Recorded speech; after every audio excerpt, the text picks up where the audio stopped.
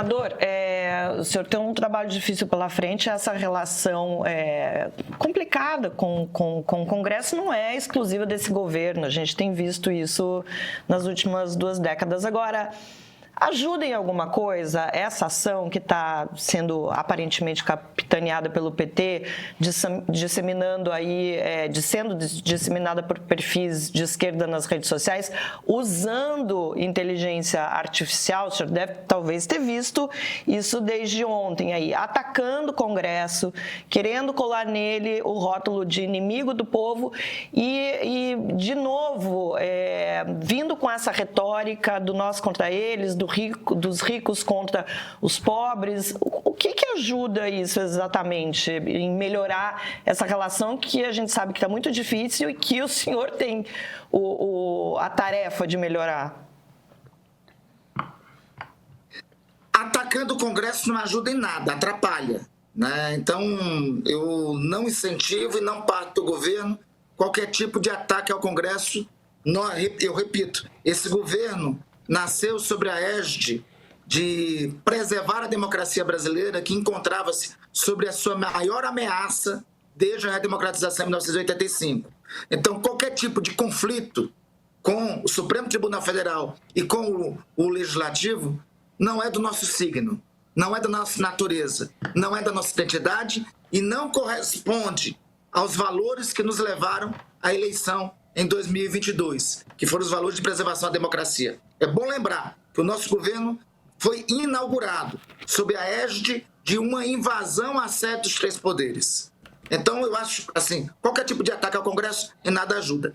O democrático debate sobre a brutal concentração de renda que nós temos no Brasil, o democrático debate em nós sermos uma das 8 economias do planeta e, ao mesmo tempo, sermos uma das 10 mais desiguais, eu acho que isso tem que ter. O democrático debate sobre uma professora primária pagar a mesma coisa de tributo e de imposto que paga um banqueiro, que paga a mesma alíquota que paga um banqueiro, eu acho que esse é um debate que não pode ser colocado nós contra eles, mas é um debate que tem que ser travado pelo Brasil por qualquer pessoa que assuma a cadeira da presidência da República, que esteja no Executivo e que olhe para a realidade brasileira. Nós temos, assim, desde o meu nascimento, Marilice, desde a minha formação política, melhor dizendo, e eu acho que todos vocês também, desde as primeiras letras que tiveram contato com a realidade brasileira, compreenderam qual é o principal problema do Brasil. É a desigualdade. É alguns poucos tão ricos e alguns muitos, e a boa parte da população brasileira tão pobre. Esse debate eu acho que é tarefa e também é signo nosso fazê-lo com a sociedade brasileira. Então, em uma palavra, atacar o Congresso em nada ajuda, inclusive vai contra o simbolismo da condução de Lula à presidência da República. Debater sobre a brutal desigualdade que tem no Brasil e discutir sobre formas de sua superação, eu acho que esse sim é um debate que tem que ter com a sociedade brasileira. Agora, só para complementar, e o que o senhor, a gente vem discutindo tanto o uso das redes sociais, regulamentação das redes, como é que vai ser o uso de inteligência artificial na próxima eleição? Essa é uma coisa que preocupa muito a sociedade toda, não só os políticos, não só os partidos, e de repente o PT está usando já agora dessa forma. Como é que o senhor vê o uso da inteligência artificial? Eu acho que tem que ser regulada com urgência, e aí tem uma tarefa para o Congresso. Nós aprovamos no Senado, ano passado, final do ano passado, ainda na gestão do presidente Rodrigo Pacheco, um projeto de lei sobre inteligência artificial que, no meu sentir, é um dos melhores do mundo. É modelo para inspirar. O presidente do Chile, Gabriel Boric, quando eu falei sobre esse projeto para ele, ele disse: poxa, encaminha para a gente uma cópia, nós temos interesse. Nós temos interesse em legislar e tratar sobre isso no Chile. Aprovado esse projeto na Câmara dos Deputados, nós vamos ter uma referência para cuidar e para tratar, para enfrentar o tema da inteligência artificial. Então, acho que tem que ser regulado o quanto antes, para grego e para troiano, para Chico e para Francisco, para todos.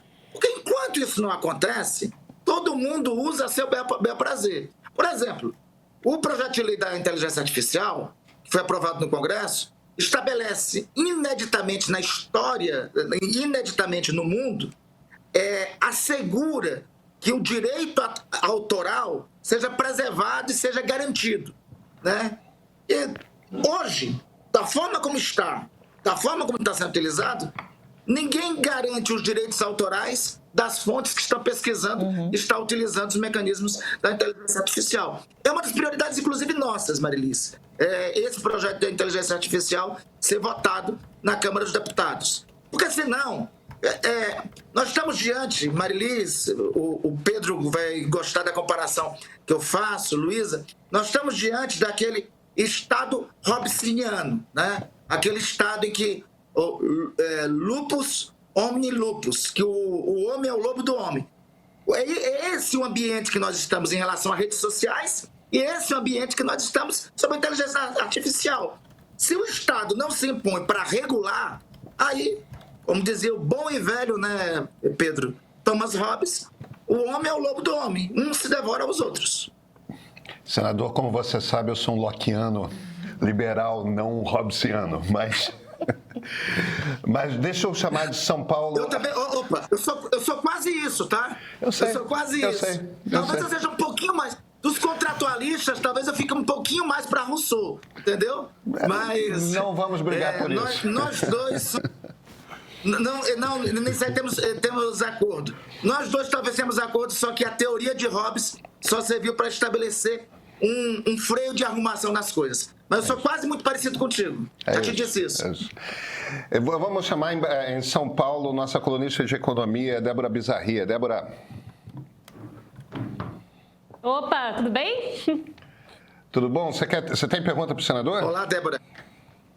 Opa, eu acompanho um pouco esse trâmite do dia a dia da política, mas pensando no futuro do país, né, como é que você vê o apetite do Senado, né, principalmente da Casa do Senado, do Congresso Nacional, para reformas mais estruturais, assim, saindo um pouco do debate do IOF especificamente, mas de debates mais amplos para controle da dívida pública, para talvez uma reforma aí sim da renda, para a reforma do Simples Nacional, por exemplo, e sim uma reforma da estrutura de cobrança de impostos e de gasto público no sentido mais amplo. Débora, eu acho que nós tivemos uma grande conquista nessa legislatura, foi a aprovação da reforma tributária. A gente deve sempre destacá-la e a gente não pode sempre... eu não aceito que a gente coloque ela como realização menor do governo, do executivo e do próprio Congresso Nacional. Veja, nós tentamos fazer uma reforma tributária desde 1988, desde a redemocratização do país. Desde então era falado sobre isso. Nós tínhamos um Código Tributário de 1965, da ditadura. Então é a primeira vez que, sob a égide da democracia, nós reformamos o sistema tributário brasileiro, para começar a implementá-lo de vez a partir de 2027. Eu acho que essa foi uma reforma estrutural que deve ser por todos nós celebrada. Fora isso, eu acho que o debate que estamos colocando é esse debate sobre a concentração de renda, e por isso está o projeto do imposto de renda que está lá no Congresso Nacional, e com as suas devidas compensações, e sobre a quem se deve ser cobrado mais tributo e a quem se deve ser cobrado menos ou não ser cobrado tributo. Eu acho que este é um debate que eu falei aqui anteriormente na pergunta, na provocação anterior de Pedro e de Marilice. Esse é também um debate estrutural a ser feito. Temas a mais, eu acho que temas a mais, o governo tem se dedicado a isso. Nós gostaríamos que o Congresso apreciasse o projeto relativo aos supersalários. Não me parece adequado. Quando se fala em reforma administrativa, nós não temos oposição a debater reforma administrativa nenhuma. Só que eu acho que a reforma administrativa nós temos que começar debatendo-a sobre a enorme contradição que existe no serviço público brasileiro de alguns poucos receberem até 300 mil, 400 mil, 500 mil reais e muitos servidores receberem no máximo 2 salários mínimos ou até menos que isso. Isso é uma distorção do serviço público. Esse é um tema que o governo já pautou para debater com o Congresso, que nós queremos também debatê-lo.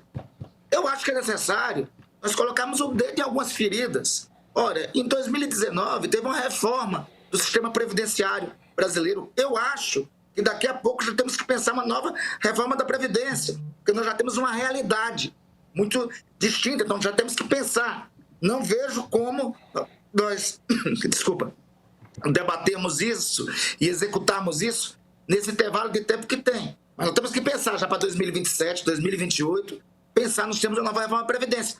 Mas em 2019, houve quase que...